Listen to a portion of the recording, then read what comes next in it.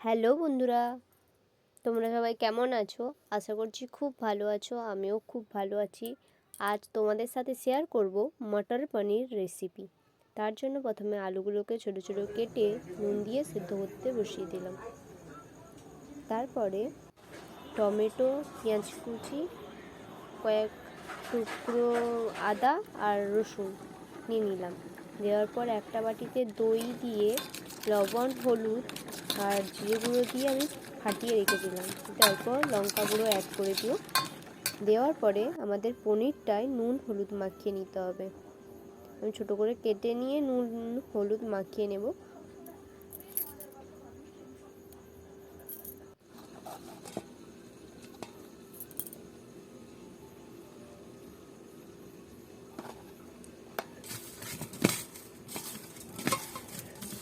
দেখতেই পাচ্ছি ভালো করে মেখে নিচ্ছে হালকা হাতে।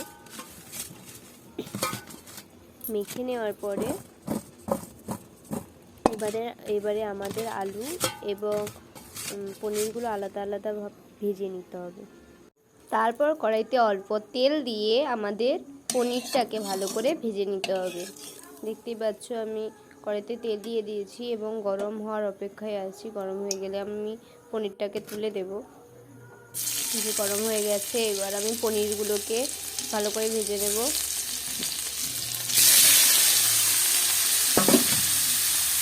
পনিরগুলোকে ভালো করে ভেজে নেওয়ার পরে আমি আলুগুলোকেও ভালো করে ভেজে নেব।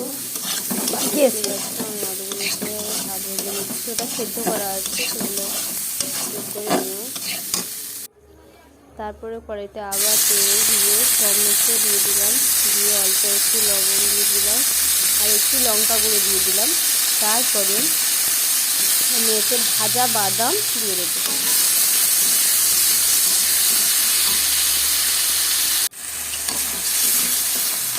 ভাজা বাদাম দেওয়ার পরে এটা যতক্ষণ না নরম হচ্ছে আমাদের ততক্ষণ নামানো যাবে না। দেখতে পাচ্ছ আমি খুব সুন্দরভাবে টমেটোটাকে নরম করে নিয়েছি। এইবার এইটাকে একটা মিহি পেস্ট বানিয়ে নিতে হবে। তারপর আবার কড়াইতে তেল দিয়ে পেঁয়াজ দেওয়ার পরে পেঁয়াজটাকে অল্প লবণ দিয়ে ভালো করে ভেজে নিতে হবে।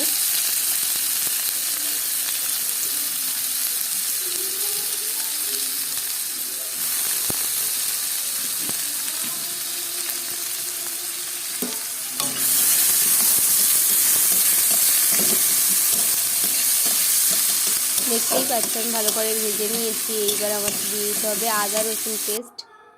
এই যে টমেটোটাকে আমি পেস্ট করে রেখে দিয়েছি, এতে লাগছে আরও মটরশুঁটি।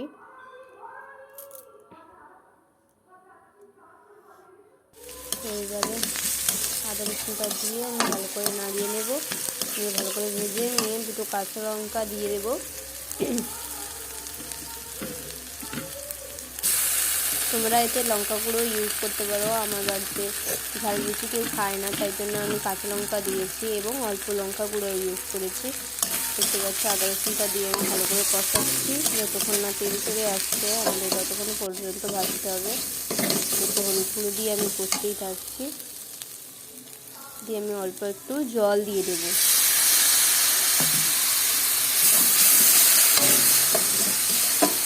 ভালো করে কষার পরে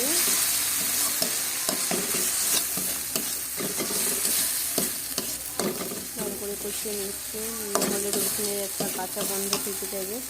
এইবার আমি দিয়ে দিচ্ছি টমেটো পেস্টটা, টমেটো বাদামের যে পেস্টটা ওটা দিয়ে দিলাম। দিয়ে ভালো করে কষাবো। দেওয়ার পরে এটা ভালো করে কষানোর পরে আমাদের দইটা দিতে হবে, নাহলে তরকারিটা খেতে খারাপ হয়ে যায়।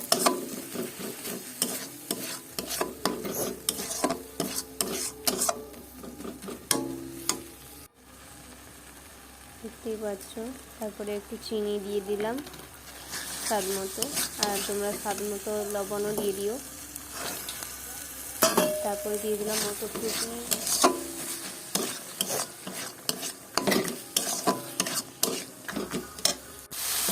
দিয়ে যে দইটা দিয়ে দিয়েছি, ভালো করে দইটা মিক্স করতে হবে, নাহলে তরকারির টেস্ট খারাপ হয়ে যাবে।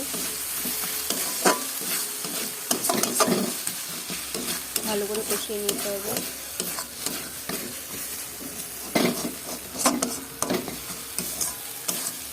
কষানো হয়ে গেলে আমাদের দিয়ে দিতে হবে পরিমাণ মতো জল।